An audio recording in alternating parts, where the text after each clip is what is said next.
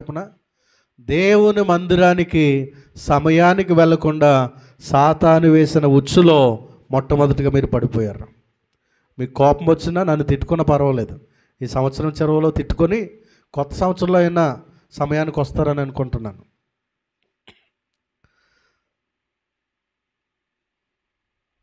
రాజు master వచ్చినప్పుడు కూడా మిగతా వాళ్ళు ఎవరు రాలేదు. మీరు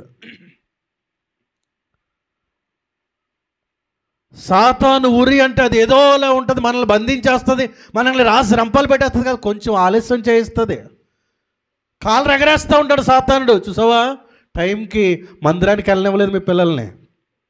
10:30కి టైము, కానీ ఎవరో కూడా 11:30 అయినా కూడా వెళ్ళనివ్వలేదు. నేనే గెలిచానని దేవుని దగ్గర సాతాను కాళ్ళు ఎగరేసే పరిస్థితి ఎవరు తీసుకొచ్చారు అంటే మీరే. నువ్వే ఆలస్యంగా వచ్చిన నువ్వే సాతాను ఉచ్చులో పడిపోయావు.